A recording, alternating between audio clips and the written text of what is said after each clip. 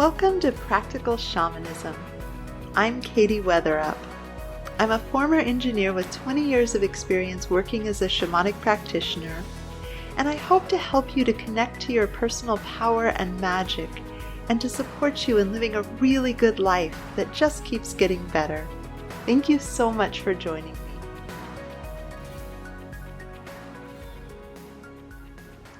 One of the interesting things about language and the spiritual growth and New Age and metaphysical community is that we're basically sort of taking language and words and finding a way to give it a meaning that speaks to some sort of concept or richer experience.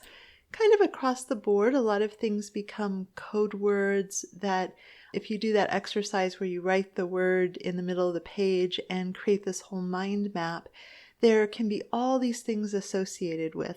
Or much like we have terms and conditions, and then there's like this asterisk and there's all this teeny tiny print about a statement of an energy exchange. So for some people, love has a whole lot of terms and conditions attached. If you love me, then you would behave in this way and you wouldn't do this and you would do this other thing over here. And one of the things that gets crunchy about that is people have different things written in the very tiny print under the asterisks or different associations.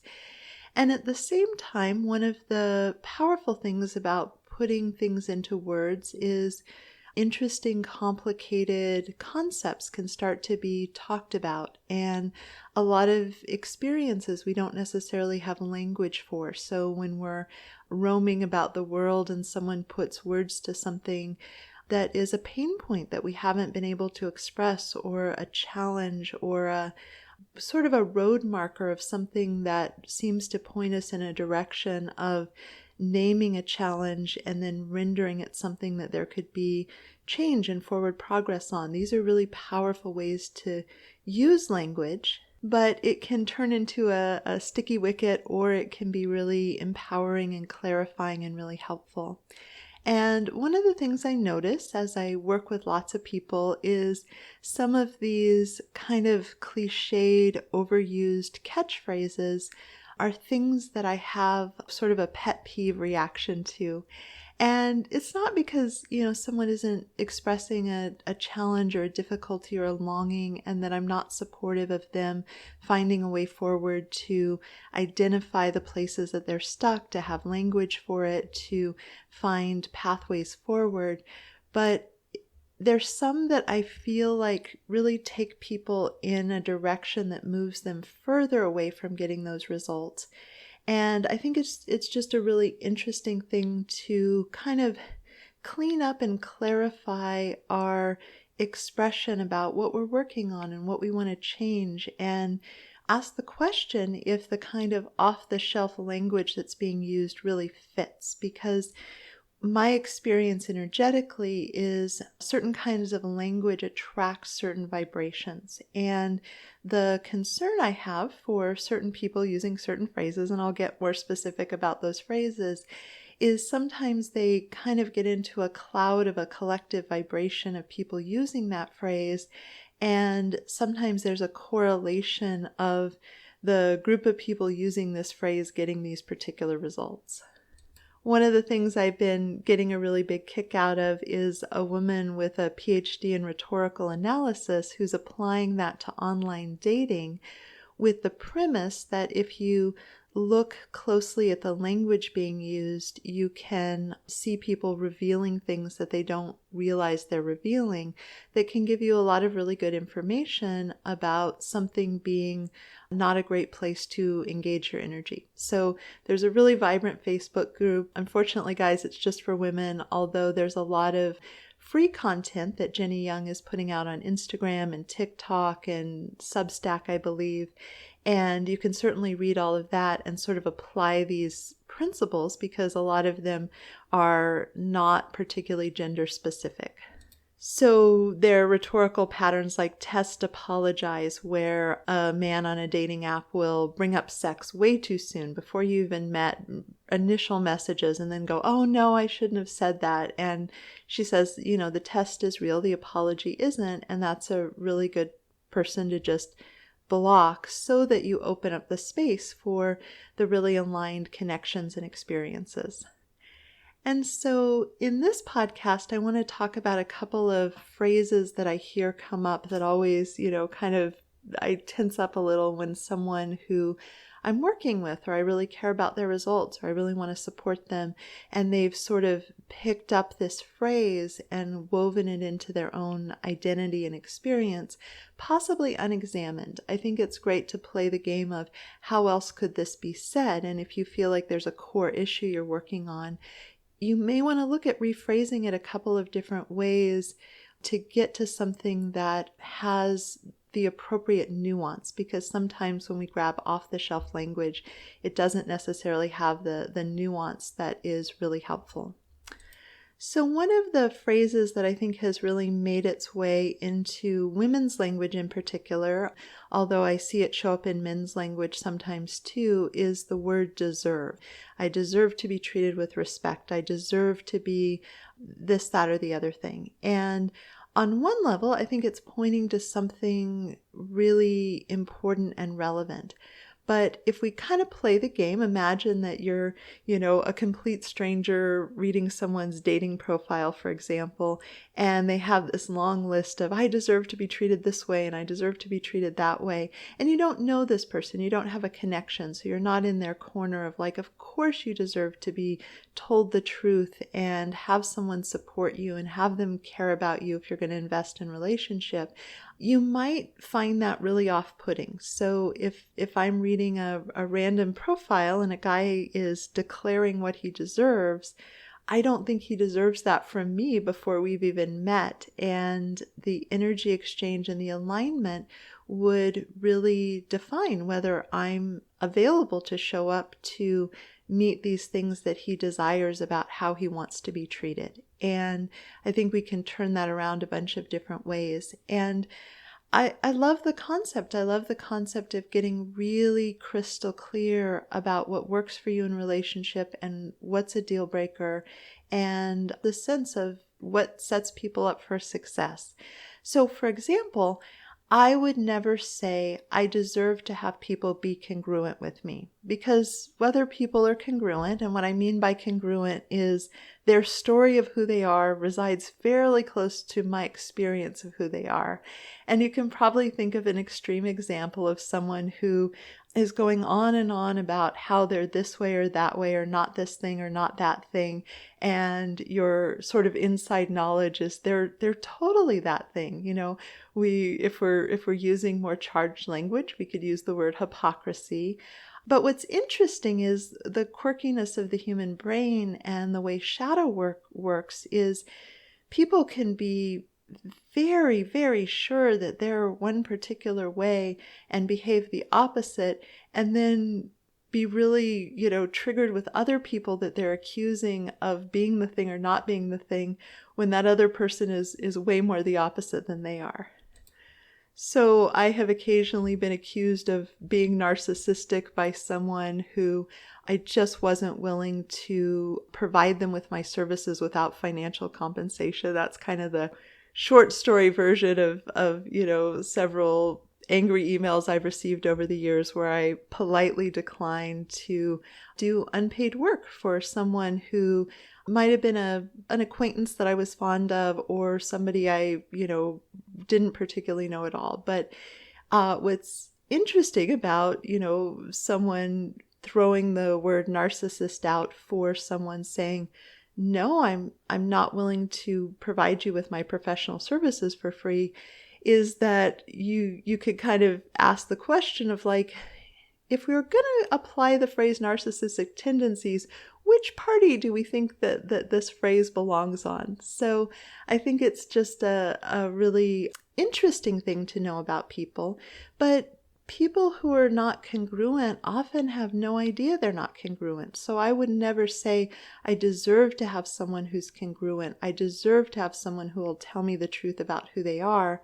And instead, I would say, it doesn't work for me to be close to people who I don't experience as congruent. So we're setting ourselves up for more success by having clarity about the relationships and the situations and the energy exchanges wherein we can have success. And I think that that is a wonderful, worthwhile kind of thing. But when we start using the vocabulary of deserve, which again has gotten really, really popular in a lot of self-growth circles and such, and memes on Facebook, we could probably do like one of those word maps of memes on Facebook, and deserve would probably be a word that comes up a lot for a certain kind of meme that's being engaged with, those little graphics with these pithy sayings on them. But the trouble with using the language as deserve is it sits right next door to entitled. And there's very little that we're entitled to from other people. Now, if someone isn't treating us in a way that works for us, getting very far away from that person as efficiently as possible and taking really good care of ourselves and making really discerning choices is a fantastic idea. So none of this is to say that, we should try to be in relationship with someone who treats us in a way that absolutely doesn't work for us. That is a kind of a bargaining and sometimes manipulative, sometimes codependent. There's a lot of complexity that happens when we're magnetized to a relationship. I was talking to a client, and the guides often drop in really cool phrases. And the phrase that fell out of my mouth that I really liked was high affinity, high trigger relationships. And so that's something where you're just really, really, really drawn to the person and really, really activated. So you don't want to go away, and there's all the bargaining and the processing and the trying to get things to come right, because you really, really, really want something about this person to be someone who gets to be in your life in a certain way. And we could talk about this with, the sex is really good. We could talk about it as I feel really loved. I have a lot of fun with them. We could also talk about it as a job. It pays so well. I just wish I could work with these really problematic elements about the schedule or how people treat each other, or the unrealistic expectations. So there's just no way for me to get my work done in a reasonable number of hours, and I feel stressed about that. There can be lots of things where we're highly magnetized. We really want to have something work out, but there's also a lot of trigger and reactivity and, things that are really hard. And that's just a hard place to be. I've certainly had a lot of my self-inflicted suffering around unwillingness to let go of a connection and inability to be authentically peaceful with part of the price of admission for that connection. But I digress. So anyway, that the whole, language of deserving implies entitled to, and when you start moving in the world thinking that you deserve or are entitled to things that complete strangers didn't agree to, and knowing that, you can, move discerningly of situations and individuals that are naturally, authentically willing to show up in a way that works for you. So that's one of the words that kind of trips my this is a kind of a stuck place where there can be a lot of anger and frustration and feeling of some righteous indignation and feeling like there's a forward movement of I'm not going to settle for less than this. But the very language, I think, can get in the way of moving forward as elegantly as possible, because there can kind of be this club of I deserve better and I didn't get it, and there's a pain point. And for sure there are lots of ways that we get into relationships with people and they treat us in ways that aren't okay, and leaving can be really complicated. I work with a lot of people who share custodies with ex-partners that have behaved appallingly badly by any reasonable person's standards. So this isn't condoning ways that people have behaved. It's just more of an empowering language that tells the universe more of what you want to manifest and really helps support that clarity. So another kind of phrase that activates that, like, oh, I have a pet peeve about that. And again, my pet peeves don't necessarily matter. So if any of this works for you, it's cool. It's what you get up to. But people will say, I have trouble being paid what I'm worth. And it's being diagnosed in a way as a self-esteem issue. Like, if I truly valued myself properly and that was communicated in the world, I would manifest people who would gladly hand over the money that, the individual is worth. And it's such a bizarre story in a lot of ways that this would be a stated problem. And I totally get that, for some people, they get into energy exchanges that are really not sustainable. They're giving too much for what they're receiving. It's not a sustainable energy exchange, and shifting to something more elegant in a timely manner is really important and valuable.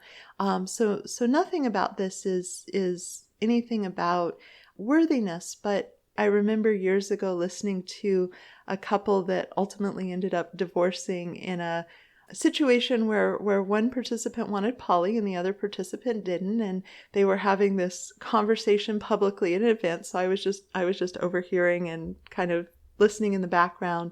And one of the members of the couple, who was really not in favor of poly, was trying to talk to her partner and the individual that he was connecting with, and using like such skillful, compassionate communication to try to explain why this was emotionally not something that worked for her, and it was painful, and she got where they were coming from. And I was just looking at this and going, this isn't a communication issue. No amount of finding the right words for these two people who just really want what they want and don't want to give up, their connection to you, but ultimately we're both willing, to break ties with her. And, there were a lot of good reasons. It wasn't like the marriage was healthy in other ways necessarily, and everybody moved on in the fullness of time.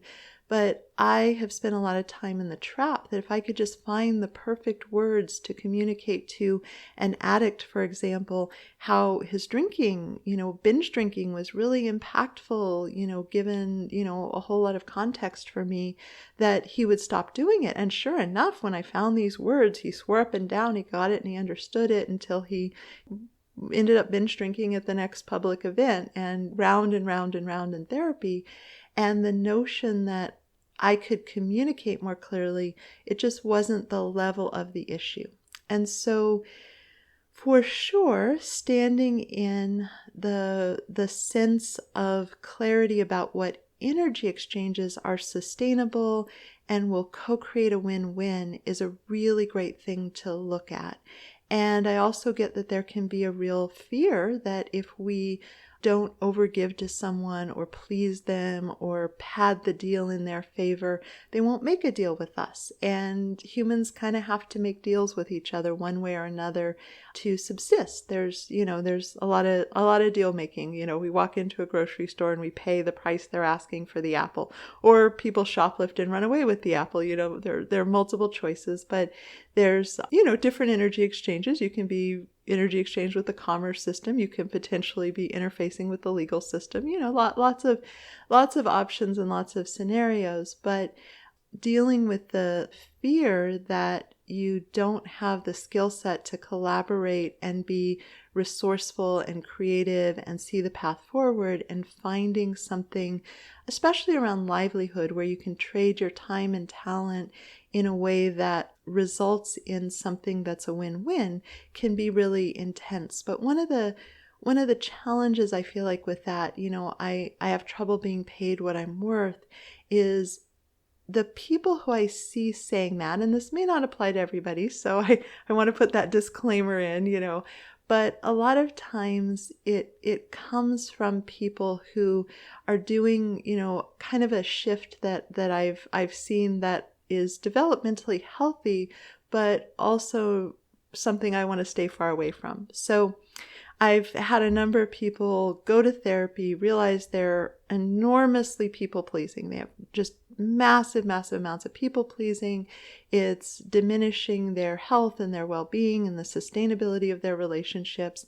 And so they end up swinging the pendulum all the way to the other side of, I am just going to be all about me, what I want. And they don't really have a deep relationship with what they want. So they're not really that good at predicting it. So there are a lot of like right turns. I will pick you up at the airport. No, I'm not going to pick you up at the airport. This sort of movement into really being in the exploration of, I don't care how it affects you. I just want to figure out what's right and good for me.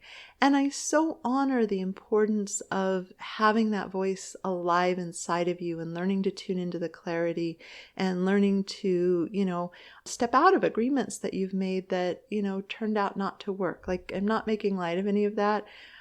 I just, as someone who's really done a lot of work to do everything I can in important relationships to find the win-win, and is kind of not at that point, if I encounter someone who, goes from really accommodating to really just all about what they want and need, regardless of the impact on others, I can honor that developmental stage, but I kind of want to do it from afar. I'm like, yay, you go forth and learn that. And when you have this ability to hold the both and of what's good for me and what the impact is on you, and can we make a deal or an energy exchange or co-create an experience that's a win-win, that's when it gets interesting to me again. That's where I want to be engaged. And I think when it comes to this kind of complicated things, because there's some, places where we trade our time and talent, in corporate America, and a lot of people really would love to have their livelihood be art or have their livelihood be holistic healing of some kind. And one of the aspects of that is there just seems sort of in this notion, and I have pet peeves on the other side of people who really want healing gifts without paying for them, especially when somebody's been really clear. There are lots of people who are like, yes, I would love to, have you listen to me for the next 45 minutes and witness me and reflect me back to myself and my own brilliance and support me and cheerlead me. And I feel awesome. So I'm just going to go forth and, feel awesome. And if there isn't some other energy exchange in the course of the relationship, or, if they catch me on a day where I'm feeling particularly generous, that's fine. But I'm very thoughtful about the people who I only hear from them when they want some kind of emotional support, and then they just, go off in the world. I ended a relationship, and the phrase that I came up with was, I was the stormy weather friend. So you have fair weather friends, who are the people who, are nowhere to be seen when, things get hard or complicated, but they're so fun to play with. And as long as you're clear about that, there's nothing innately wrong with it. One of the things I put in my dating profiles is someone who would bring me soup when I'm sick, because it differentiates a type of relationship where if I was having a hard time, someone that I was being intimate with would also be interested in my well-being overall at a moment where I probably wasn't going to be a lot of massive needs met for them, because, my energy was down, and who are the people who show up in that way. So clarity and discernment about these things are really important and valuable. But in the case of this relationship I ended, the particular friend, I was on speed dial when she was having a bad day, but when she was planning a party, I wasn't necessarily on the invite list, and it was an invite list I wanted to be on. And so for me, that relationship was one that I was like, wow, this just doesn't feel good. It doesn't work for me in that way. So all of that is to say that I passionately believe in the value of art and healing work and win-win energy exchanges, and am aware of all the people who really, really want emotional labor with absolutely no idea that this is something that people should be compensated for. And I'm very thoughtful about how I do and don't share my emotional labor, because frankly, I want to keep the best of it for the people I love and care about and the people I'm serving as clients. But also, if you throw birdseed into the yard, the birds will come around and eat the birdseed, and that's totally cool. There's nothing wrong. They're just being birds working with the most up-to-date solution. But I don't want to be that person to a flock of people. So everything I'm saying about, I have trouble being paid what I'm worth isn't about having an energy exchange that's a win-win, but I see such really intense things happen when the amount that people are willing to pay you becomes an ego thing rather than a skill in interfacing with other humans kind of thing. So the notion that your worthiness could somehow be defined by the size of your paycheck is kind of a crazy thing. I remember seeing the play Once live. It's kind of an obscure musical. And this woman just really loves the street performer's performance. And she puts like 10 cents into his thing. And he's kind of like rolling his eyes, being like, that is a ridiculously small amount of money. But as he gets to know her and the immigrant situation and who she's supporting, and the fact that, just even the ability to have the money to go purchase batteries is such a hard thing for her.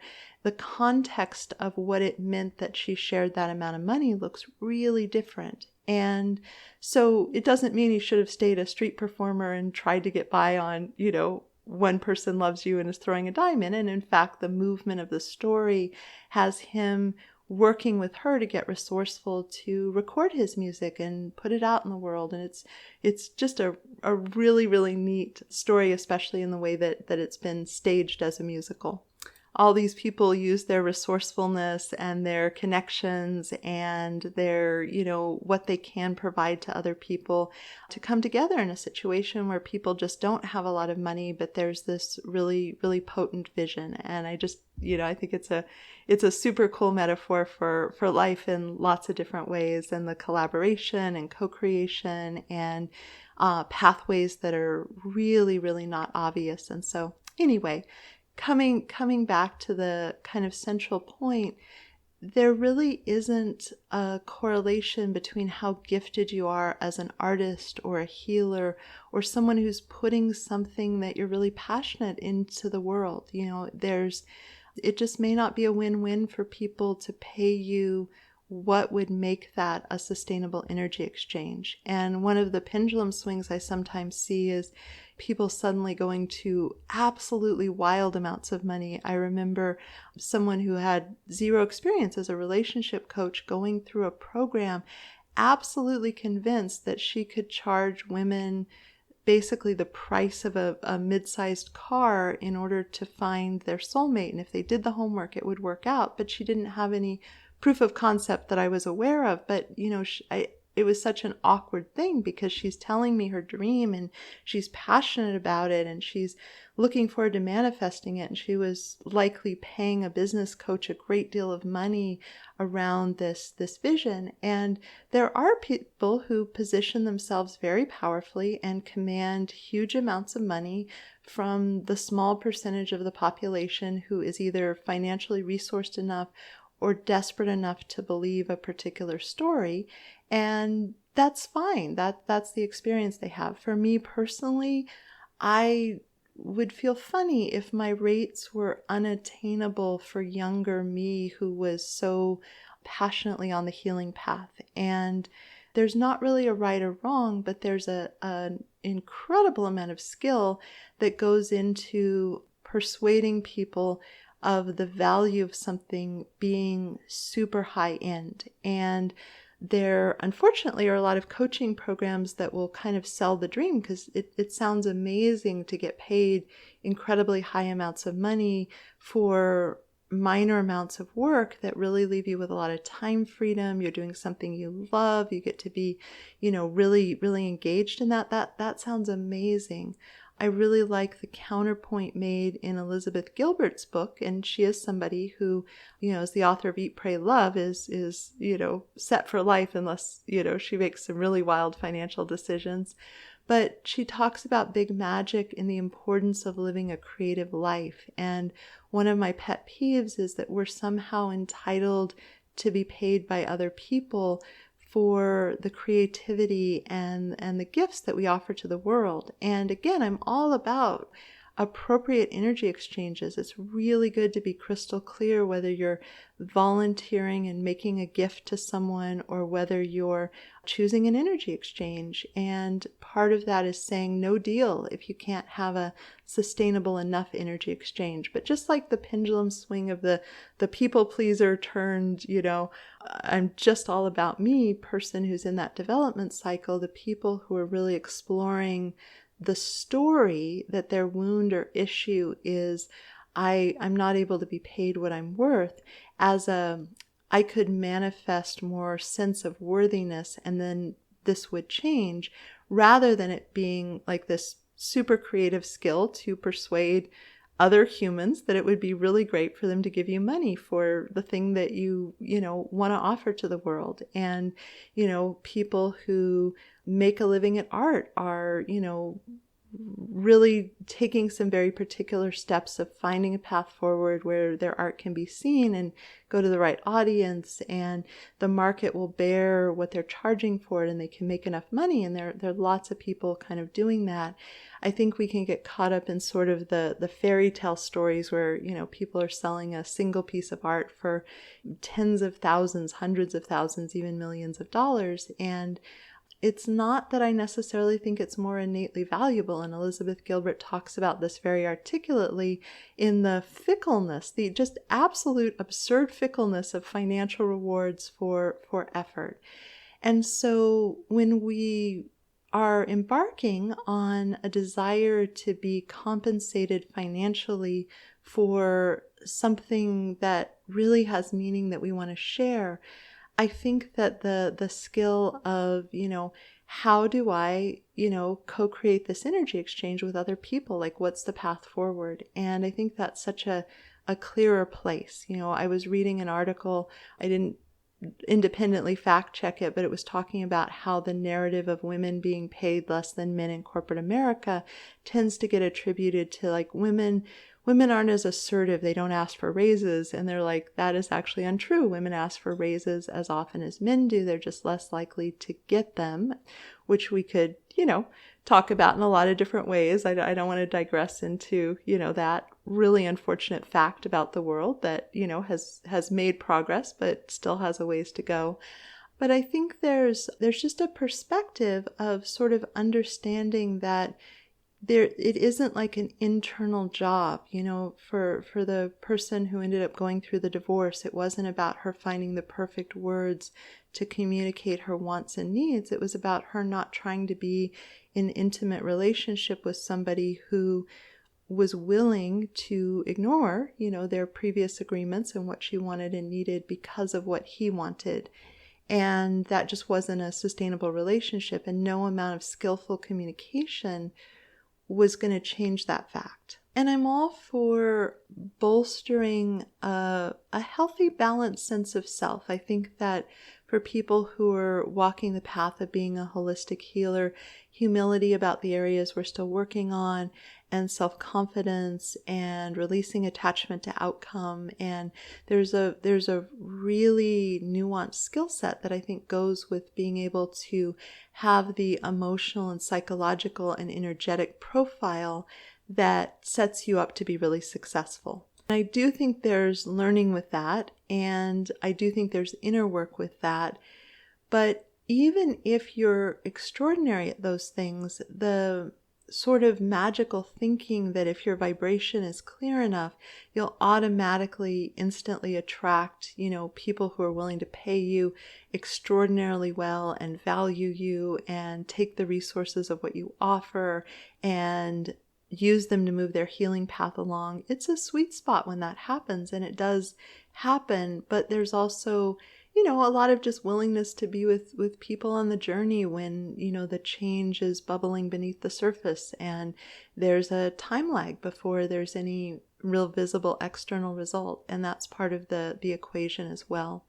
So I just want to offer these things. Again, it's easy to pull off the shelf language, and it can give a sense of tribe and community. Oh, I'm somebody who struggles to speak my truth. That's another one. It's not as triggering, but one of the things that's kind of worth noting is what's the audience? Because at one point in my life when I was really working on coughing up uncomfortable truths, I was noticing that all the people in my life, save the guy I was unsuccessfully attempting to date, we were nominally in a relationship, but it was not going well.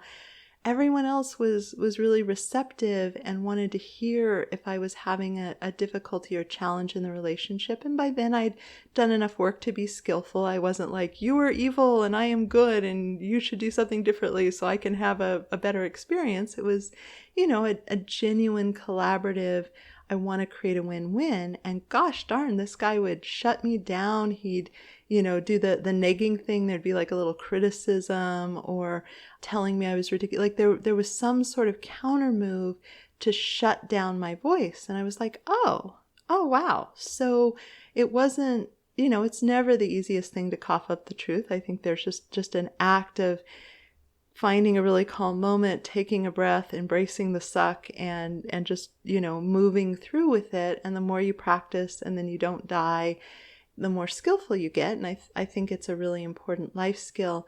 And I think there's also this, again, are the people around me receptive to the truth? And one of the places that was a really great turning point for me was when I started noticing receptivity to hearing my truth. So some people, situationally, they're just too full with their own stuff. Don't try to be heard when someone can't hear you. And other just relationships where I'm like, I need to solve the way to be peaceful with this on my side because this person isn't interested. They really are not available at any level to hear the impact that they're having on me. They're not curious. It doesn't even occur to them that there is one. So I need to just make really discerning choices for myself for how I move with this person. And that, looks really different if you're in a family relationship or it's the, partner of, your best friend or, all of these, configurations. There can, a corporate situation, there can be a lot of these kind of things. And for me, when I was younger, I was kind of a one-trick pony of, I just need to get heard. I just need to express this in the most elegant way. And I'm really good with words. And what I learned was having discernment about receptivity to my voice and what I had to say and how important that was. So I want to offer all of this just in the spirit of kind of letting go of entitlement or deserving or, those kind of things when it comes to how we're treated in relationships, when it comes to money exchanges, that isn't something that people are entitled to. And I want to invite you to just consider, like, if you were on a dating site and somebody had a wall of text about all the things they deserve from a partner, and you were running it through the filter, that might not feel good if a complete stranger, before you'd even had a conversation, wanted to make sure you knew. And of course, people want honesty and people want authenticity and people want, congruence and, all of those kind of things. I'm not saying there's anything wrong with that. I don't think the strategy of, stomping your foot and saying, I deserve this and you darn well better or else is a particularly effective way because, again, if somebody is in that place, I'm going to back away from them. I am not going to deepen in relationship with them. It's an automatic, I just can't have success with someone who, is coming at something so unskillfully for relating to another person. And I know I'm taking an extreme context of a dating ad with a complete stranger rather than the language that someone has that they know how to use. So I'm recommending giving grace. This podcast isn't a suggestion that, the next time someone says, oh, I really deserve to be treated this way, that you jump in and try to tell them everything that I've said. This is for personal use, unless it seems like they'd be interested. But, for a lot of this is an offering, a perspective. And I think that you can have a lot more success with people if you're approaching it not from a deserving or if I knew my worth, I would get this from other people. Like if I were healed enough, this random dude who just wants to hook up with a woman would treat me with caring and compassion and connection. And that's his agenda. He's really upfront with his agenda. And no amount of how cool and amazing and healed I am is going to make a difference to that dude's agenda. It is what it is. And so the quicker that I discern that and step away, the more opportunity I have to engage where I can have success. And it doesn't reflect something unhealed about me that random men proposition me for casual sex. It's just, part of what's out there. It's not something I put in my profile. It's not like I could be more skillful and then this wouldn't happen. And I think there's a lot of opportunity to move much more efficiently through the world and to the thing that really will support you when you're playing the game from the win-win or no deal, and you care about the other person's good and you care about your good. And if there isn't a Venn diagram where those two things intersect, struggling to bring the circles together doesn't make a lot of sense. It's a lot more effective to walk away. And there may be something else. There are lots of things that I love and have wisdom about that I don't try to share with the world because I don't think that there would be energy exchange. In fact, there are plenty of offerings I've made over the years where I'm like, oh man, this is such a cool way to do shamanic work. And I've put it out there and, it was crickets. People didn't want it. And I'm like, okay, that's not a way I can trade my time and talent with the audience I have. And I don't want to go to extreme measures when people will pay me for all these other things that I love. So I'll pivot and find the easefulness of those Venn diagrams overlapping. And I think that's a really good, elegant discernment point to say, where does the Venn diagram of what's good for them and what's good for me and the win-win easily and elegantly and generously overlap? Because those are the people that you just have the most potential to have success with. And it doesn't just have to be romantic relationships or deep friendships or work situations. I feel like I have a really great relationship with my auto mechanic that reflects that. And we're not personally close. I probably won't ask about his kids unless, he seems like he wants to chat and I'm hanging there waiting for my car.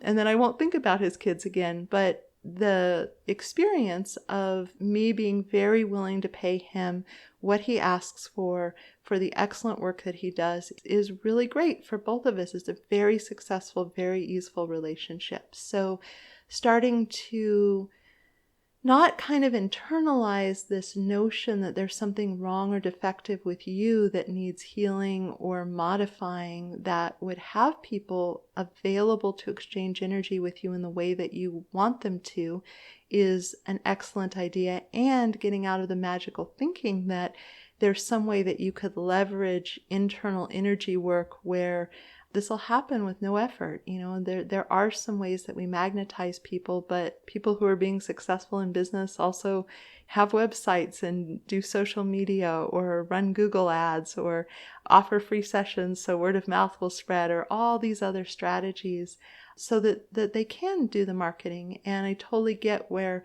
leveraging self-healing and energetic techniques feels really good. And I'm a fan of that. It's a both and, but it's really good to see where the limitations lie and kind of having this maybe more elegant, nuanced perspective that really hopefully will support you in being met by other people in the ways that you really long to, or if that's just not on the table at this time or in this way or with the amount of effort that you're willing to put into finding the person in the obscure corner of the world that would be available for this, having the clarity to step away and reinvest your efforts in something that will have a higher return on investment. So I hope there's something in here that is supportive for you, and thank you so much for listening.